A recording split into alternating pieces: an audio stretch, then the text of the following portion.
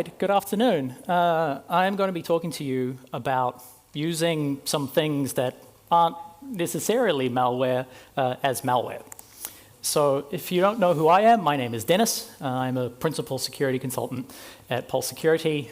We're an offensive security consultancy that does things like security research as a service, attacker emulation, penetration testing, that kind of thing. And I've been finding vulnerabilities in networks, applications, organizations, systems for, oh shoot, what are we in now? 2025, so 15 years now I've been doing this professionally. And this talk is going to fall roughly under the guise of red teaming. So red teaming, if you're not familiar with this concept, is effectively live action role play where a bunch of security consultants get together and pretend to be ransomware operators or whatever.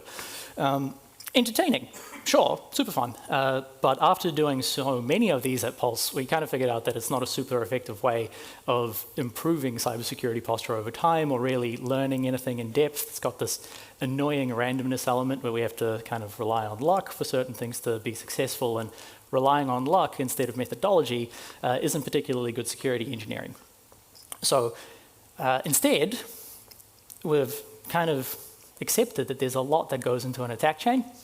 And this is the MITRE attack framework, and it covers everything from reconnaissance all the way through to exfiltration and impact. So rather than doing some cosplay, the idea is how about we use scientific and engineering processes to measure the effectiveness of each of these controls and see where they start to fail, because all of these controls invariably fail at some point, and rather than having a sort of binary outcome, we want to understand exactly at which point they fail. So malware is a good example of this, and this talk is about malware. So during a traditional red team, we'll find an initial access vector and an execution vector and use that to run our malware. And the information we get back is either you get the connect back or you don't. And we don't really know why we didn't get the connect back, we just know that it didn't happen. So that could be because it got detected, it could be because of egress control, it could be because the specific framework that we're using is a piece of shit and it doesn't work properly. Like there's a bunch of reasons why that can happen. And then say we do get a connect back and then it goes away. Why did it go away? Did it get tagged on some behavioral thing, or did the user just close their laptop and then we lost the connection that way? So so many questions. And if we benchmark the malware execution using an engineering process instead of the more live action role play stuff, then we can say, okay, we're going to take a device, we're going to look at all the consoles and various security systems that we have access to, and we're going to benchmark everything that we can get our hands on. Everything from, say, commodity malware that you'd get when you click on the wrong VLC media player download link, because we've all been there, we've all done that, all the way through to fully bespoke, never before seen malware that you might see with more advanced attacker groups. So that's where this research that we're about to talk about kind of comes from. And just trying to give you a little bit of a background about how we got here, right? And regardless of if you take an engineering approach to this or not, part of this work is invariably going to involve malware. Malware is malicious software that runs on a target, on an endpoint, whatever. For the purposes of this talk, we're going to be looking at remote access trojans. So this is software that an attacker will deploy into a target, and it gives them a command and control capability, pretty much a way to execute commands and other things from their sort of remote C2 server. There's a bunch of different frameworks that already do this. You've got like Metasploit's Interpreter, there's Sliver, there's Posh C2, there's Cobalt Strike. And the issue is all of these things get detected because they are public. And now we have to deal with evading detection through packing and so on and so forth. And we never really benchmark that end of the chain, which is fully bespoke, never before seen malware. So it made sense for us to write our own malware. That's what we did. This is Renfield. It's what we use at Pulse. It's fine. Like, it's fine. I don't know what to tell you. We wrote it in 2019 or 2020, and it still doesn't get detected by anything. It's multiplayer, so through this web UI, it's cross-platform, runs on everything, detects proxy configurations and authenticated proxies and corporate networks transparently to get out to the internet. It does all that sort of stuff. And the issue is that Renfield is kind of bare bones, like basic. You get a shell, you get a command line, and some job control, and that's about it. And it's always been bare bones kind of on purpose, because the idea is, A, you can do more or less everything you need to do from the command line. It's a pain in the butt, but you can do it. And B, and more importantly, if for whatever reason this gets detected in the future, as long as the new agent that we put together meets the API specifications and encryption requirements of the server side, we're back in business. So we can slap a new agent together in a couple hours, right? Use a new language, use a new technique, whatever. But wouldn't it be nice if it was fancy, though? Like, wouldn't it be nice if it did a bunch of cool stuff? Like if it had a file explorer, and if I could click on a process and get a memory dump, that would be sweet. And like, you know, yeah, okay, you can do everything from the command line, which is kind of an asshole thing to say. But if we are going to have a command line, what if it's like a cool WebSockets-based virtual PTY thing with xterm.js, and it could be all slick and shiny? It would be great. Anyway, fast forward to 2024, and I attended the SANS DFIR summit in Utah. I didn't go to Utah for this. Attended it remotely. So bear in mind that it's like 2 in the morning for me when I'm watching this talk. And Oren and Amnon presented this. I hope I'm pronouncing that right. Presented this talk on battling 3 separate threat actors in an environment as part of some incident response that they did. Threat Actor Alpha was particularly interesting to me because they had this thing, CNC via EDR. So EDR is endpoint detection and response. This is legitimate security software, okay, your new fancy antivirus, right? And the threat actor deployed this EDR and used its capabilities and its remote command execution capabilities as its C2 channel and used that as the remote access Trojan. So I need it, obviously, I need that. I want that, and I'm pretty sure my coworkers came in the next morning to just like this stream of brain dump from sleep-deprived Denis in the work chat, being like, oh my God, we could do all this stuff. Anyway, the reason I like this so much is I've got this research list, right? And this is a growing living list of all the random ideas that pop into my head. And this has been on there for a while. So free implants using EDR agents or CI/CD agents that are signed and trusted, well-known executables as implants, and doing that by reversing the protocol between the agent and the server, and then implementing our own server from scratch, right? The threat actor Alpha, why it's so genius, is reversing clients. They didn't got time for any of that. They just deployed the whole ass EDR, lock, stock, and barrel, and used the remote shell functionality. It's amazing. So we're seeing more of this where attackers, actual real attackers, not pretend attackers like me, are using legitimate software like TeamViewer, Screen Connect, SSH, to do malicious things. Now, they're not exploiting this software, or they're not using vulnerabilities. They are using the software as it was designed. It's just that the software gives them certain functionality that they need. So the issue isn't necessarily the software. The issue is who's behind the keyboard, right? Your IT admins having TeamViewer access, fine, right? A random attacker on the internet having TeamViewer access, very not fine. And with that, welcome to our talk about using EDR agents as malware. We rolled these techniques into our like defense review methodology immediately the next week, and so now the malware testing includes everything from the commodity malware all the way through to a legitimate, signed, trusted EDR tool being used as a remote access Trojan, and so far that part of it hasn't been detected in the traditional sense. So it's nice to be able to figure out where the needle sits on malware execution, and then we can use that to figure out, what are the next steps for prevention and detection and so on and so forth. So let's look at an example. We can have a bit of a play here, and I'm just really hoping that I've set up all my demos. I think they work. Hopefully they work. They might work. So we're going to use Waza. Waza is an open source EDR system that operates much like any other EDR system. It looks like this, right? You've got critical severity, high severity, medium, yada, yada, yada. This is the server that's running on my laptop. You've got endpoint security, threat intelligence, usual like EDR stuff, right? What's important for me to point out is that if I go into active response, you can see configuration not available. I haven't enabled any kind of active response config. This is the sort of Docker Compose based Waza installation, just next, accept the default installation.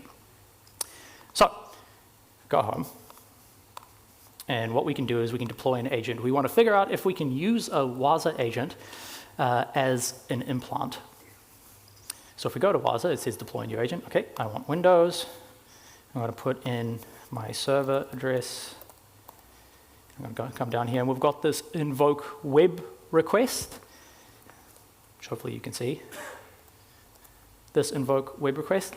And what this is doing is it's downloading the WASA agent from packages.wasa.com, and it is spinning it out into the temp directory, then using MSI-exec to execute it. So that's quite literally what we are going to do. I've got my server here, and I've spun up a Windows 11 machine that we're going to be using as the test. I'm not super interested in this part of the analysis for the initial access vector or how the thing gets compromised. I'm interested in what happens after we have that privilege on the machine. So I've written my sweet exploit here, which is called WASUP. And what it does is it uses WinRM with a shared local admin user called user and a password that is chikon gobok. So this password isn't great, and maybe we found it on a file server somewhere, like maybe we brute forced this password, maybe this password is shared throughout the whole organization, right? Maybe we bribed somebody for this password. Who knows? We've got a local admin user with a bad password. That's the vector that we're going to use. I've packed MSI-exec here down into a single command. So MSI-exec is pretty powerful. You don't really need to spool files to disk yourself. You can call out to a remote server and install the agent directly. Then we start WASA, and we have to copy this helper whack.cmd over, which we'll talk about in a little bit. So we run that, and hopefully this all works. Yep, we've gone and deployed, we've executed the MSI-exec command. That should be working. And now we're going to start the service.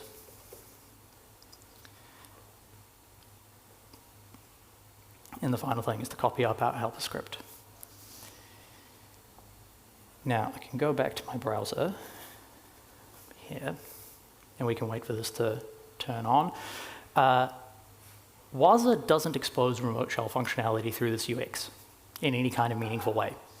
So what we're going to do instead is we're going to use this API call, which is active response run command. We're going to use this manually and then specify some parameters to it to get our command execution.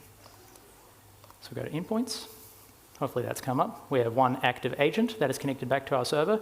And you can see here we've got the data of the connected agent, which is wonderful. And this is very similar to the data that we present the end user in Renfield. It's just this UX is nice, and it's not shotgunning raw JSON at the user in HTML and a pre-tag. This has had some UX design effort put into it, which is nice. So if I go to the dev tools, right, we've got WANT.cmd, and we're going to pass some arguments. So we're going to run DIR.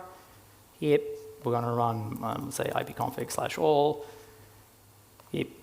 And then we will run whoami/all. Okay. And I'm going to pop back to my overview. Discover is what I want. Okay, and so this is where all the logging comes back from the various agents. We're going to filter for parameters extra args, and here we go. There's our directory listing, there's our IP configuration, and here is our whoami output. This shows that we now have command execution as the NT authority system user, which is the highest privilege that we could get on a Windows machine. We've successfully used WASA as a remote access Trojan. So how and why does this work? There is a bit of crowbar that we have to do with this to actually make it work, and I can try and explain that a little bit. So this is the Windows 11 machine, and what I can do is run procmon, yes procmon. Okay, and I want to filter for an executable, filter. What I want is WASA agent.exe. So what I'm doing here is I'm filtering for the syscall so I can see what the WASA agent is doing. I'm filtering the procmon output so I see all the syscalls that the WASA agent is making. They're still called syscalls on Windows? When you talk to the kernel, they have another word for it. thing that it's talking to the kernel with, whatever. I care about the create file operation. So create file doesn't just create files, it's also called whenever you like open a file. So this is just going to show me all the different files that the Waza agent is trying to open. So I'm going to filter for that. And then I'm going to go back to my dev tools, like so. I need a payload to find and a bunch of A's. That'll do. Okay, that's enough A's. All right, so if I run this, see if I can time this right. Clear, run, okay, and stop. So bump you to a new. Right, so here we can see what's happening. When I specify that command with the exclamation point in the beginning, it is searching for that executable in the active response bin directory, and then it can't find it, and it goes down the path, right? So it looks in sysfile, it looks in all the various places that are included in the Windows path. So if we drop anything into that folder, we can use that for execution, and that is what went.cmd does. So this is the file that we dropped on the file system. What this does is it reads some JSON in from the Waza server, parses those parameters that we passed out to it, executes cmd.exe, serializes it back into JSON, and then spits it into a file that will inevitably get picked up by the Waza agent and shipped back to us as logs. That's how that works.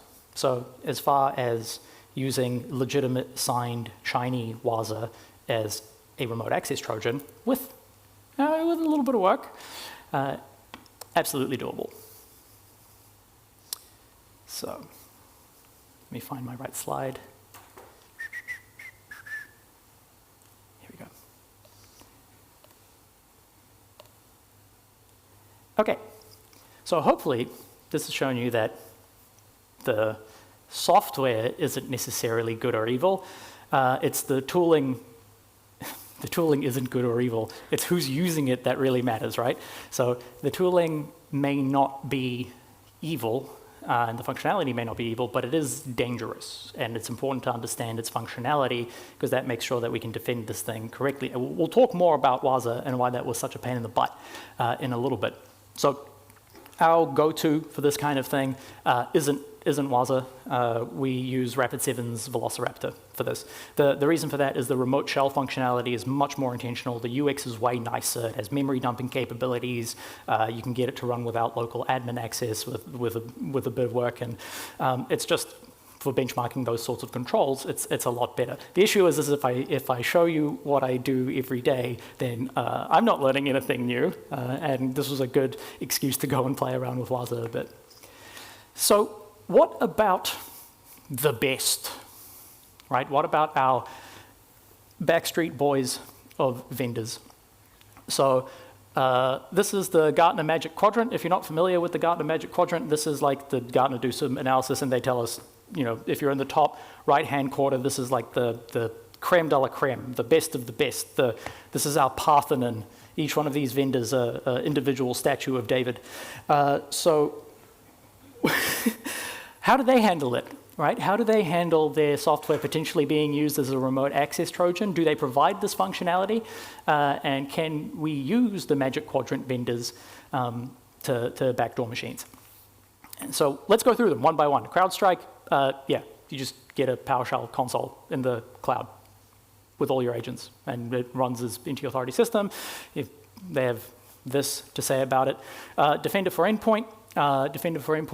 Regardless of location, lets you execute commands using a remote shell. If you're familiar with Defender for Endpoint, you might be going, but Dennis, those scripts that you can execute, they need to be signed. Yes, they do. You can turn that off.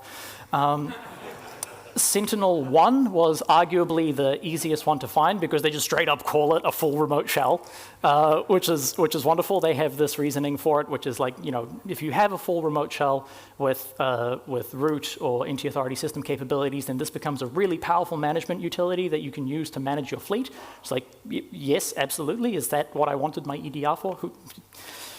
We'll talk about that more in a little bit. Palo Alto's Cortex gives you 3 remote shells.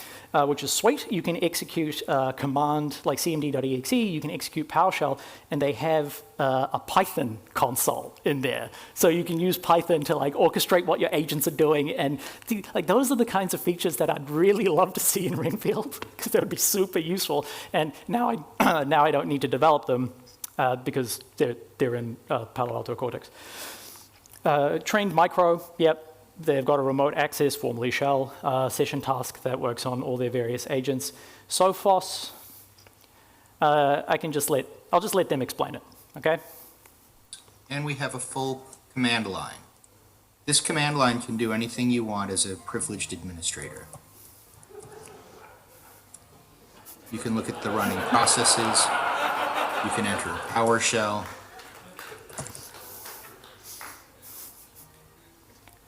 Basically, your power is that of the super admin with all of the rights that entails. You can go ahead and do just about anything you want. You can go ahead and do just about anything you want.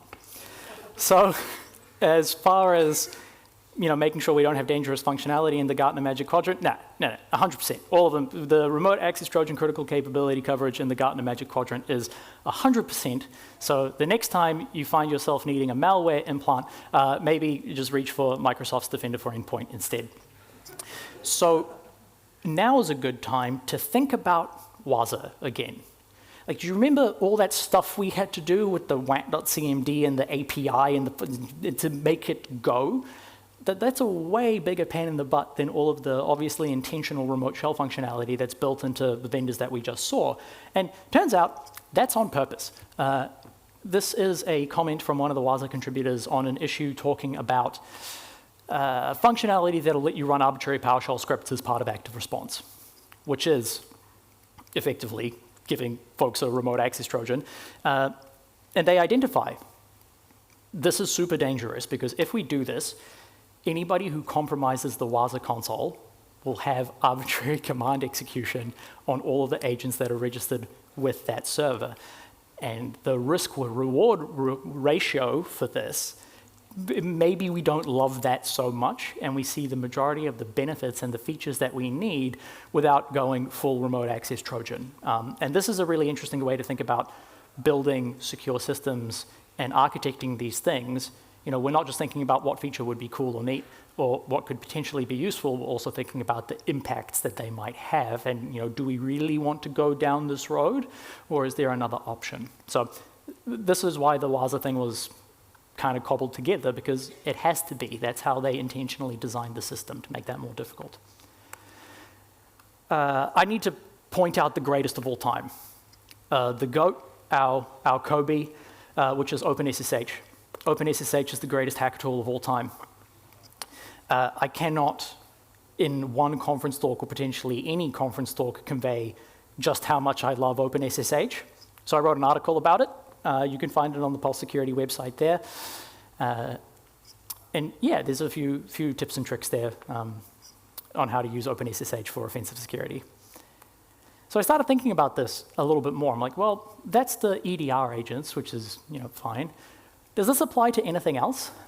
Like, is there any other legitimate software that we can use for malicious purposes? And I came across the idea of credential dumping or getting access to LSAS process memory. So lsas.exe has a bunch of cool authentication information in it. Unless you have credential guard set up, and then credential guard has other problems that we don't have time to get into it. LSAS is awesome. And there's stuff in LSAS process memory that I want, NTLM hashes, that kind of thing. So the issue is because this process is so sensitive, when you touch the memory, it gets mad. And it'll stop you, and then there's new techniques getting published for how to dump LSAS process memory, and then those get detected, and we have this kind of arms race situation going on. It's a real pain in the butt. So what about digital forensics and incident response tools? Like legitimate tools. So these are legitimate tools that forensic analysts will use to capture process memory as part of an investigation. But they're not taking just LSAS, they take everything. But inside everything is LSAS. And that turned out to work super well. We've seen WinPMM get alerted on, but never blocked. We haven't seen anything alert on magnet forensics dump it, and FTK imager as well didn't get picked up at all. So Jess gave a talk earlier today about EDR detection and bypassing these things. And yeah, it's important to think about these systems and benchmark these controls and figure out exactly where they're failing, because, hey, we detect that. Yeah, would you? I'd really like that to be something that I'm confident about, you know? So after we run one of these tools, we exfiltrate the entire physical memory dump, which in this case I used dump it, so it was 6.2 gigs compressed and then 18 gigs uncompressed. You need to patch memproc FS a little, because they don't really want you messing with LSAS process memory due to the security implications. That's the patch that you need. We all seen it? Everybody, we're good? Okay, cool. And then you get your sweet NTLM hashes out. Right, and after that, you have your mini dump files. You can run PyPyCats, you can run Mimikatz, you can do whatever it is that you want to do, which is wonderful. There are wrinkles with this approach. You have to take everything. You got to take the whole damn memory image. And we talked about benchmarking controls already, right? So is there anything that would notice these tools executing? Is there anything that would tag 8, 16, 32 gigs of data leaving a host? By what mechanism would we detect that? Does it work? When does it stop work? And so on and so forth. Because these same techniques, they also apply to disk images. So let's say you want the ntds.dit file or the system or security hives or whatever, files on the file system where lots of things get super mad if you try and touch them. You can just open a physical block device and then take the whole hard disk. And it's important to mention that if you have both a complete snapshot of the hard disk, if you have a copy of the hard disk and you have a copy of the memory images, you have everything you need to spin up this host and QEMU on your own test lab.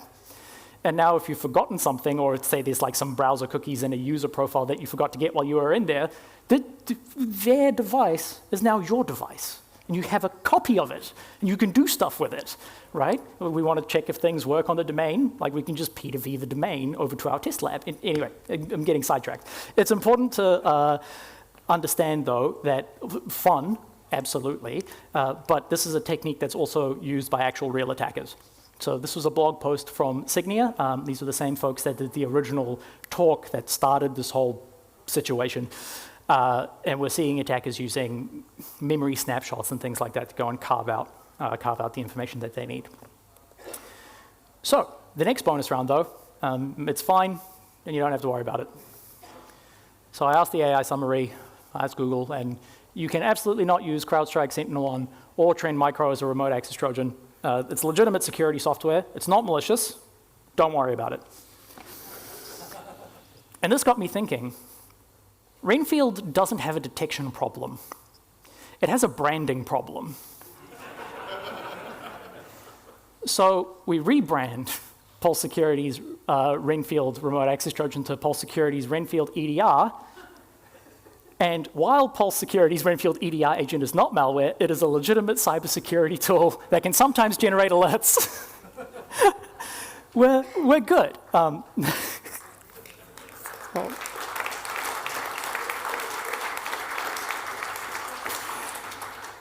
I can't do this anymore.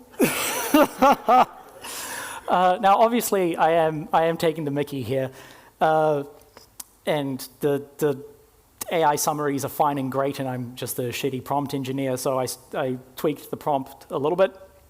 And if a malicious person gets access to your Palo Alto XDR, you should be extremely worried because it allows them to disable security features and deploy malware. My only nitpick that I have with this summary is it does technically allow them to deploy malware, but it is malware.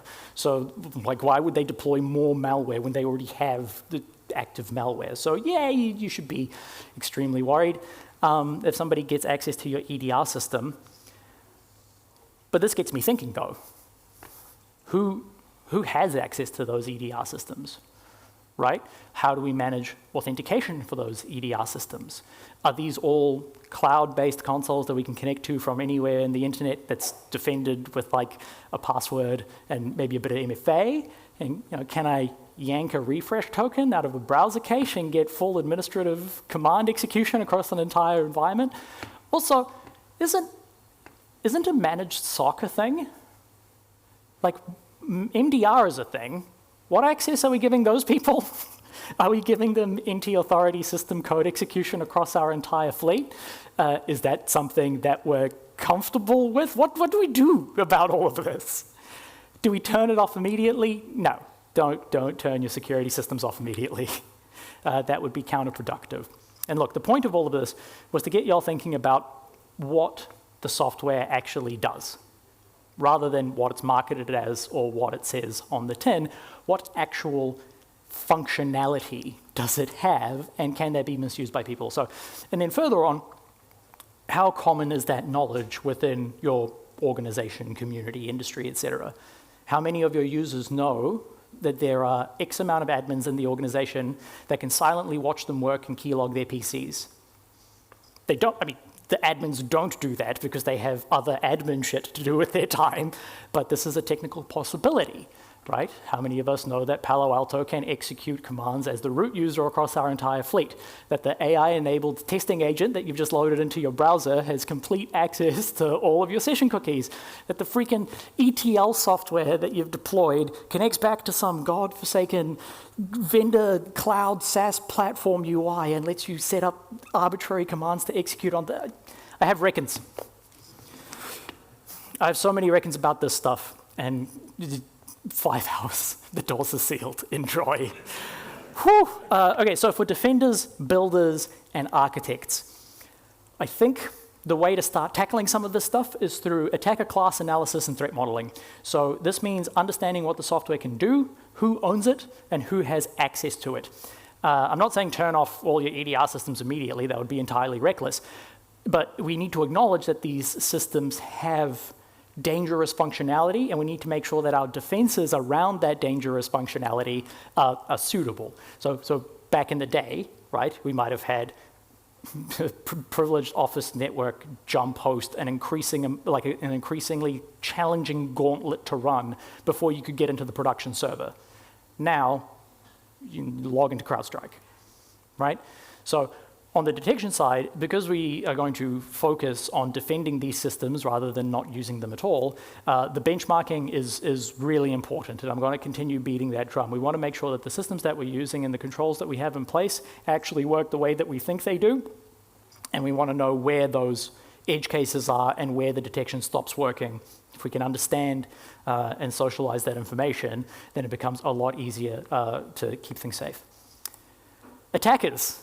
I have even more reckons, because this is me. I'm one of these. So I think as offensive security people, as pretend attackers, it's up to us to pick apart these systems and help provide actionable info to the defenders and builders, right? We want to figure out how the software actually works, how it can be misused or leveraged by real attackers, and then communicate that and work with the rest of our peers to build that understanding collectively so we can better secure these systems. We're in this to try and make things safer, and that's a really important thing to remember. We have a shared goal. We have a shared goal, which is improving cybersecurity for everybody, and as attackers, we need to do much better on moving the needle. After all, we know more now than we did 10 years ago, right? We know now what works, and we know now what didn't work so great.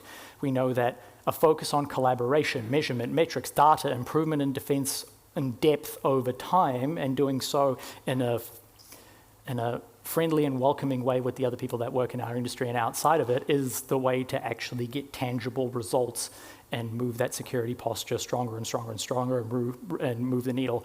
And doing that work instead of just focusing on what seems cool or amusing or fun at the time. And yeah, mucking around with malware is fun, sure. And I had a lot of fun putting this talk together, and I had a lot of fun mucking around with Waza and all that sort of stuff.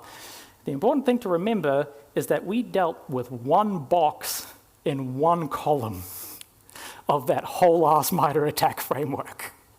There's so much more work to do, and when we start taking a more step back and look at the bigger picture approach, how much time do you actually need to spend worrying about an attacker who can deploy legitimate EDR agents in your environment? The answer may, in fact, be probably very little. So I think that this progress needs to be collaborative. This is something that we need to do together to further our understanding. And we've said, the InfoSec industry, we've said stuff like, just do patching. Just patch your shit, right? Just filter outbound traffic. Just refuse to use software that could be used as malware sometimes. These soundbite recommendations, just do the basics, is short-sighted and counterproductive. It can turn out that just do patching is in fact an unsolved problem in computer science right now. And these patronizing recommendations don't really serve to improve things for anyone. It just makes our peers like us even less. So instead, what I suggest is that we think about how we can improve our collective understanding of technology, right? Work with our peers, and by our peers, I mean other IT practitioners and the users themselves, to understand the details of the systems that we're using. Because once you start talking to these individuals and including them in your process, I guarantee you will start learning new things about it too. Our goal should be to help folks achieve the knowledge and the skills they need to understand our technological world better. Thanks.